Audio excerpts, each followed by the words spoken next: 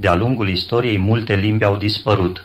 Unele dintre acestea au norocul să fie redescoperite întâmplător.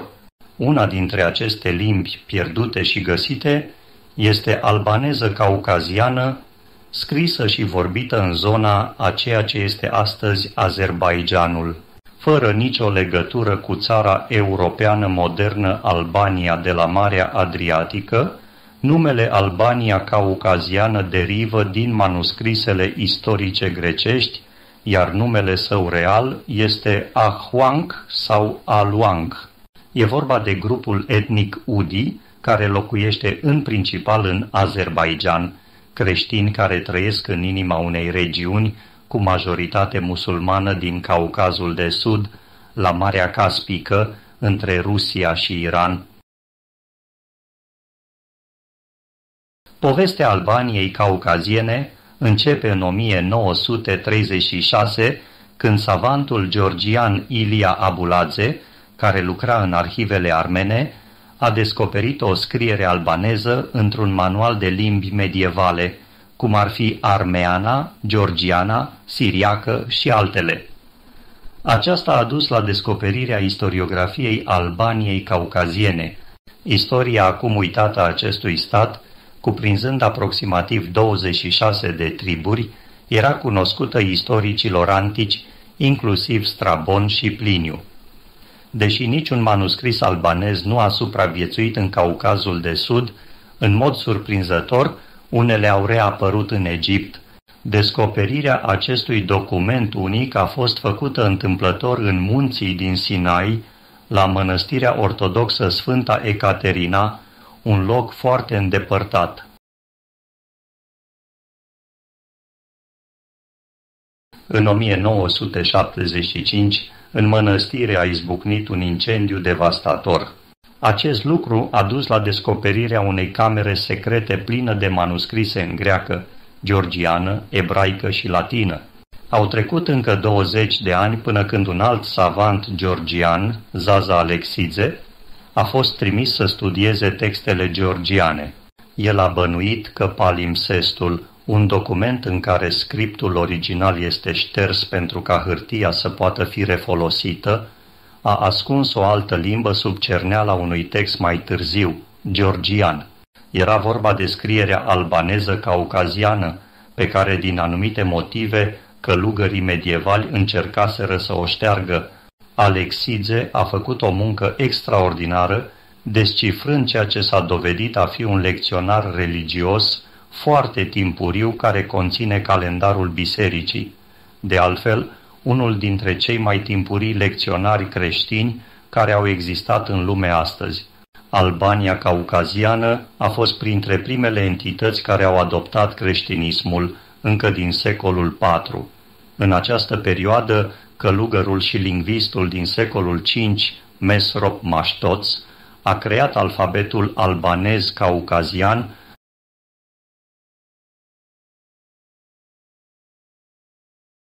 așa cum alfabetul a supraviețuit ștergerii și rescrierii, istoria Albaniei caucaziene trece printr-o redescoperire similară.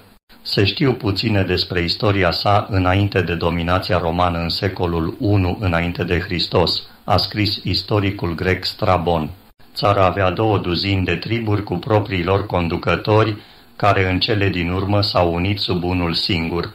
Pentru o perioadă, Albania a devenit un stat vasal al Imperiului Roman, dar mai târziu a apărut ca o ramură a regatului controlat de dinastia Arsacid.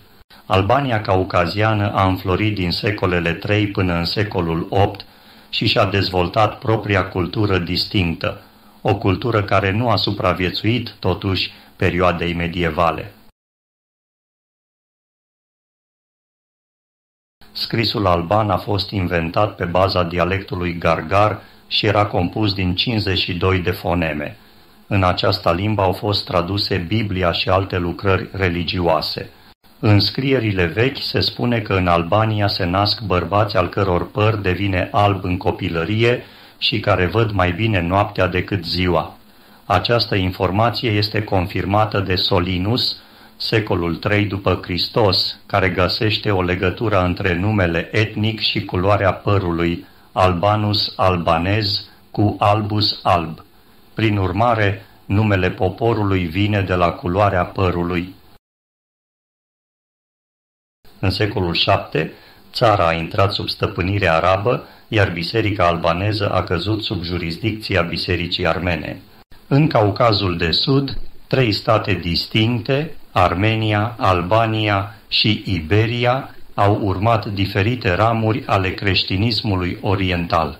Armenii erau gregorieni, urmând doctrinele monofizitismului, în contrast cu credințele vecinilor georgieni ortodoxi și ale romanilor răsăriteni.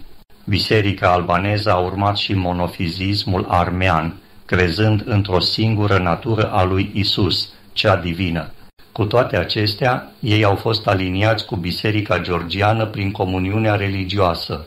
În timpul subjugării arabe a Albaniei, biserica armeană a fost preferată de arabi, datorită distincției sale de biserica Romei, sursa rivalității lor față de teritoriile din Orientul Mijlociu. Pe o perioadă lungă de timp, multe triburi albaneze au adoptat islamul, în timp ce cele care au aderat la creștinism au fost parțial armenizate. Aceste evenimente au scos din uz vechea limbă albaneză caucaziană, iar ea și cultura albaneză caucaziană au căzut în istorie. După cum a subliniat savantul rus Timur Maisac, în bisericile albaneze slujba a fost complet trecută în limba armeană, iar folosirea cărților liturgice non-armene a fost suprimată. Cărțile în albaneză caucaziană au încetat să mai fie copiate, iar limba însă și-a fost uitată. Manuscrisele create în secolele 5-7 au fost distruse sau textul de pe paginile lor a fost spălat pentru a putea scrie din nou pe ele în alte limbi. Formarea primei comunității creștine din Albania, ca și cea din Armenia, a fost opera apostolilor Tadeu, Elisei și Bartolomeu. S-a fixat și data oficială a proclamării creștinismului ca religie de stat în Albania, anume anul 313. Albania în secolele 5 s-a implicat în lupta dogmatică, lupta dintre monofiziți și diofiziți, care s-a desfășurat în tot răsăritul creștin. Un centru religios albanez și-a menținut independența prin Evul Mediu până la cucerirea rusă a regiunii la începutul secolului XIX, e vorba de mănăstirea Gandzasar, acum în regiunea Karabakh din Azerbaidjan. Interesant este că factorii de decizie ruși din secolul XVIII știau despre existența Albaniei caucaziene independente. De exemplu, în conceperea unui plan pentru cucerirea Caucazului, prințul Grigori Potemkin, un favorit al împărătesei Ecaterina a II-a, a propus crearea Armeniei și Albaniei ca 2 entități vasale separate subordonate tronului Rusiei. Interesul pentru istoria Albaniei caucaziene a reapărut în secolul 20, dar din păcate a devenit ostatic al dezbaterilor toxice cauzate de conflictul armeano-azerbaidjan. Mai exact, Armenia și-a revendicat teritoriu în regiunea Karabakh din Azerbaidjan, care are o populație armeană și este considerată în ambele țări drept un loc important pentru identitatea istorică și culturală a armenilor moderni și armeni. În Armenia, istoricii susțin că Albania era un teritoriu nesemnificativ din punct de vedere istoric, dar constituia o parte a Armeniei antice. În Azerbaidjan, oamenii de știință cred că Albania caucaziană era un stat independent. În ciuda pierderii operei lui Teofan din Mitilene, secolul I înainte de Hristos, un martor direct al isprăvilor lui Pompei în Orient, informațiile despre Albania și albanezi în timpul războaielor mitridatice au fost transmise de diversi autori, cum ar fi Titus Livius, care le-a menționat într-una dintre cărțile sale pierdute, din care a supraviețuit doar un scurt rezumat. Mai detaliate sunt relatările lui Plutarh și Dio Cassius, Istoria romană. Expansiunea romană în Orient a stimulat interesul pentru noile ținuturi, nu numai al istoricilor care s-au ocupat de afacerile politice și militare ale Romei. Campaniile militare au fost de fapt însoțite de explorarea regiunilor traversate de armatele romane cu crearea ulterioară a hărților. Aceste cunoștințe s-au regăsit în lucrările geografilor, etnografilor și naturaliștilor, care sunt printre cele mai interesante și mai extinse relatări grecești și latine despre Albania și albanezii din Caucaz. Sub Hadrian, atât Dio Cassius cât și Themistius, secolul IV după Hristos, menționează o incursiune a alanilor care a provocat pagube Albaniei și Mediei și a ajuns până în Armenia și Capadocia, pe atunci guvernate de Arian, autorul Anabazei lui Alexandru, în care sunt menționați albanezii. O altă lucrare, Geografia lui Strabon, se remarcă prin bogăția și varietatea informațiilor transmise.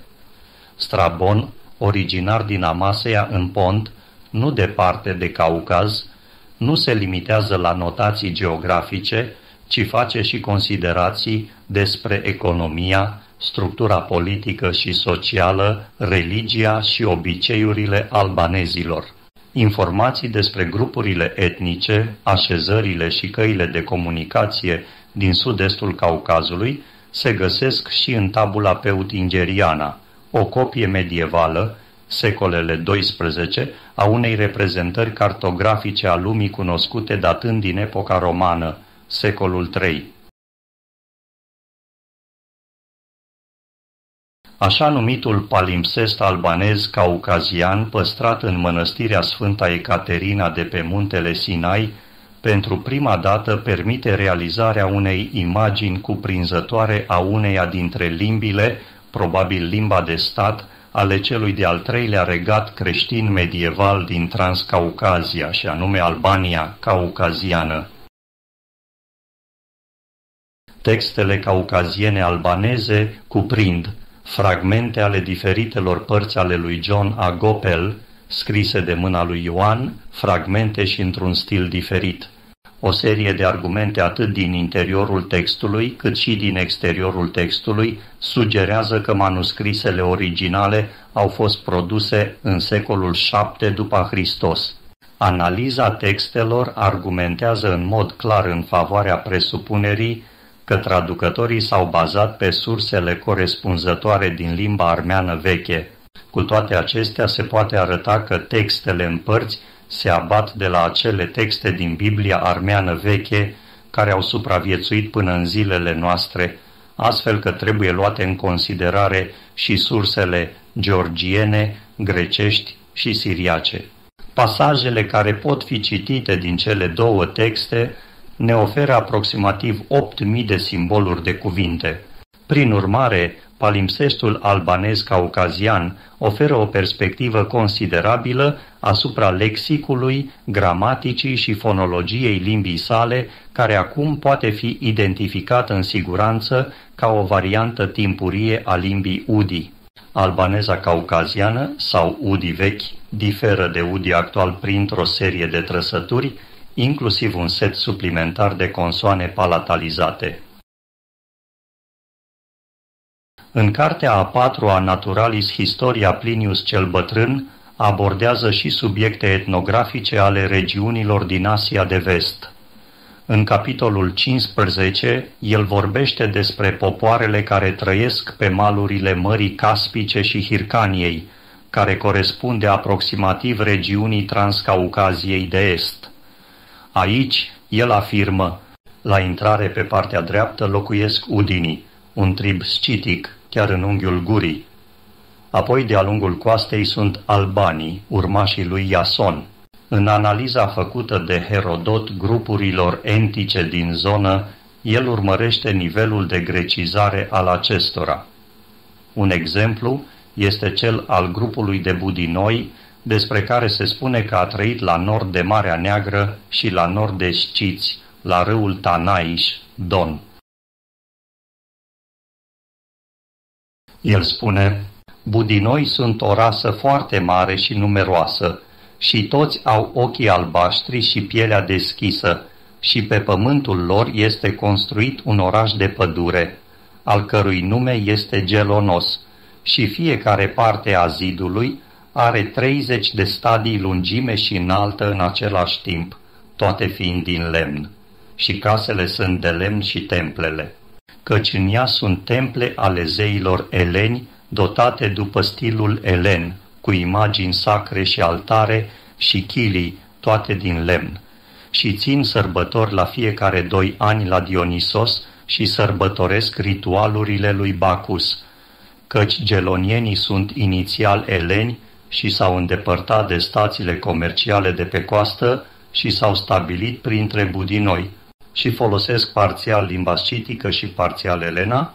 Budinoi însă nu folosesc aceeași limbă ca și gelonienii și nici modul lor de viață nu este același. Prin urmare, Herodot face o distincție generală între grecii gelonieni și budinoi, spunând: nici modul lor de a trăi nu este același. Încheiem spunând că mici rămășițe din acest vechi popor caucazian continuă să existe în mod independent și sunt cunoscute sub numele de poporul Udi.